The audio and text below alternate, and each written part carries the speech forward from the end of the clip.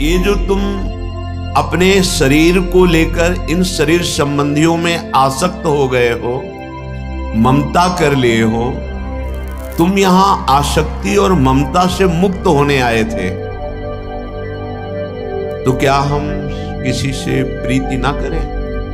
नहीं, ये आचार्य कृपा, गुरु कृपा जो हृदय में प्रकाशित होती है, तो प्रियालाल की महिमा श्रवण कथन सुमिरन में, उनके नाम मंत्र में हमारी रुचि बढ़ती है। इस रुचि का प्रभाव होता है कि हम सबसे प्रेम का व्यवहार करते हैं। माता पिता भाई बंधु रिश्ते नाते सबसे बड़ा आदर और प्रेम का व्यवहार करते हैं, पर हमारी ममता और आसक्ति कहीं नहीं होती।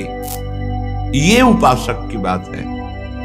हम ममता आसक्ति से युक्त होकर दुर्गति को प्राप्त होते हैं। ये ममता आसक्ति यही बंधन है। वस्तुतः हमारा जीवन आसक्ति में बंधने के लिए नहीं आया, ममता में बंधने के लिए नहीं आया।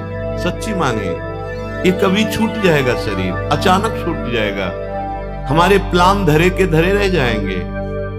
जीने का भरोसा मिनट का नहीं है, और ऐसा लगता है हम कल को जिएंगे। इतना बैंक बैलेंस हो जाए, इतना सुंदर मकान बन जाए, ऐसी व्यवस्था हो जाए, ऐसा हो जाए, ऐसा, और बस सोचते सोचते वो समय आ गया जो सोचने का समय नहीं देता, और सब कुछ व्यर्थ हो जाता है। अगर हम भगवत भाव से, तो हमारी साधना बन जाएगी। माता पिता परिवार पत्नी पुत्र, ये साधना बन जाएगी। यही विषय भोग हमारी उपासना बन जाएंगे। अगर हम सावधानी पूर्वक चलें, बहुत सुलझ करके, मानव देह इन द्वंद्वों से मुक्त होने के लिए मिला है। श्रीपाद कह रहे हैं, का अपेक्षा पितृमात्र बंधु सुहृदा का स्निग्धता मुग्धा का।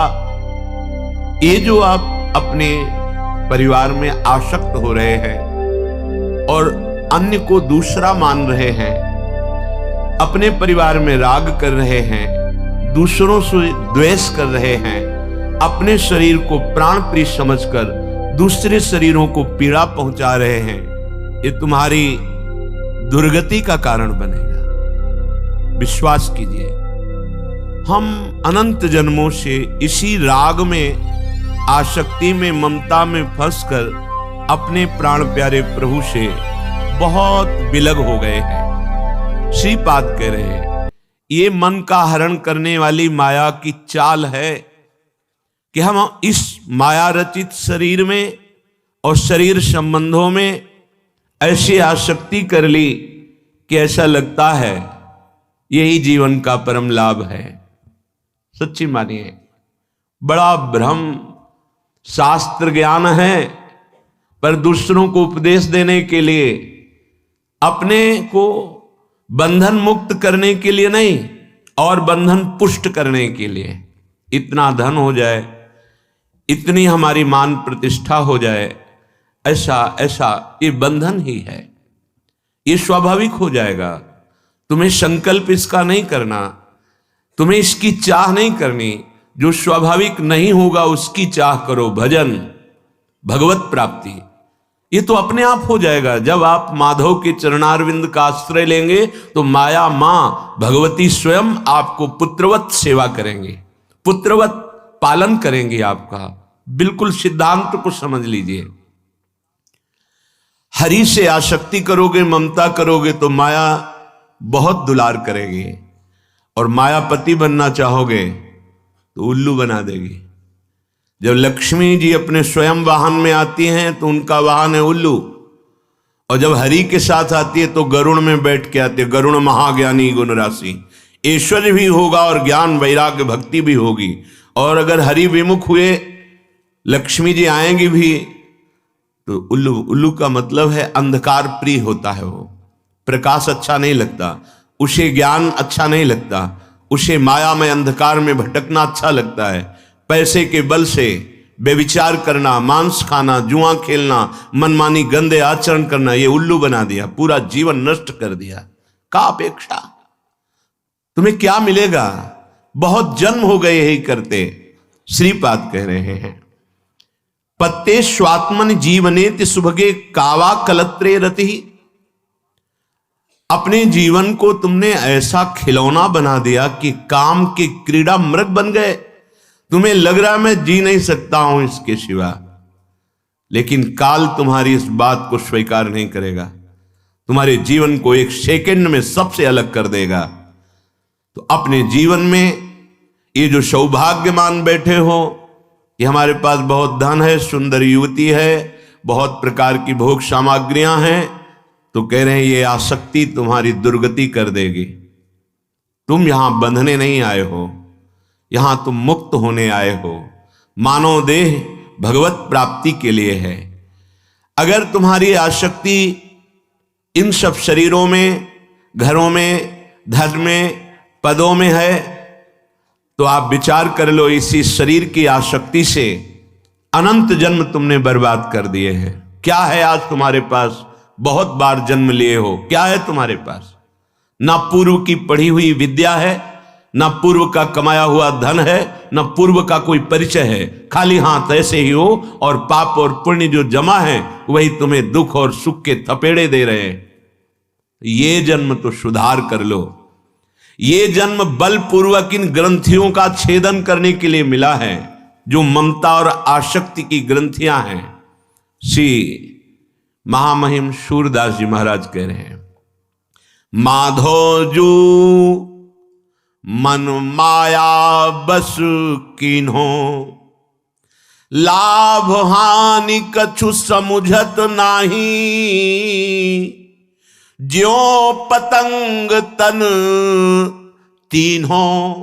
जैसे पतंगा देख रहा है कि सामने वाला जला इस दीपक में जाकर, पर वो राग के कारण, आसक्ति के कारण उसी लौ में जाकर अपने शरीर को भस्म कर देता है। ऐसे ही आगे वर्णन करते हैं, ग्रह दीपक धन तेल तूल तिय सुत ज्वाला अति जोर, मैं मतहीन मरम नहीं जान्यो, पर्यो अधिक करी दौर, माधोजू ये मन माया बस कीन्हो। लाभ हानि कुछ सोचता नहीं, पतंगा जैसे दीपक में जाकर के जल करके तड़पता है और मर जाता है, ऐसे ही अपने एक दीपक में फंस गए। क्या कह रहे? पतंगे के समान एक दीपक में जल रहे हैं। ये शरीर एक घर है, या आप प्रगट का घर, ये दीपक है।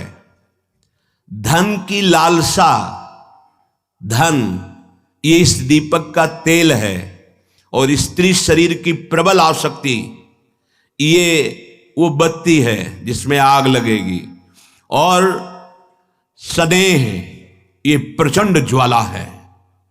इसी ज्वाला में मैं मूर्ख बुद्धिहीन ये समझ नहीं पाया कि ये माया का दीपक है मेरे जीवन को नष्ट करने के लिए, और मैंने अपने जीवन को नष्ट कर दिया इस दीपक की ज्वाला में। शरीर घर रूपी दीपक, धन की आशा तेल, स्त्री की प्रबल आसक्ति बत्ती, और प्रचंड स्नेह राग। जी नहीं सकता, क्या करूं? जानता हूं गलत है, पर नहीं रह सकता, नहीं जी सकता। ये वो लौ है, और वो मूर्ख बुद्धिहीन, मैं इस माया की चतुरता को समझ नहीं पाया, और दौड़ दौड़ कर इस दीपक की बत्ती से लिपटा और अपने जीवन को नष्ट कर दिया। कैसे स्वयं बंध गया मैं। विवश भयो नलिनी के सुख ज्यों, बिन गुण मोहि गयो, मैं अज्ञान कछु नहीं समुझो, परि दुख पुंज सहयो, परि दुख पुंज सहयो। मैं समझ ही नहीं पाया और अपने आप से बंध गया। जैसे तोता को पकड़ने वाले जन होते थे, जैसे पंखा घुमाने वाला पोला होता है, ऐसे रस्सी में डाल देते हैं, ऊपर से चिपकाहट वाली कोई वस्तु लगा के उस पर दाना रख देते हैं। तोता आके बैठा, वो तुरंत घूम गया। अब वो और जोर से पकड़ लेता है कि अगर मैं छोड़ा तो मरा, अगर वो छोड़ दे तो उड़ जाए, पर वो भ्रमवश उसे पकड़ लेता है। इसीलिए गोस्वामी जी कहा है कि बंध्यो कीर मरकट किनाई, मैं स्वयं विवश होकर सुग्गे की तरह फंस गया इस दीपक में।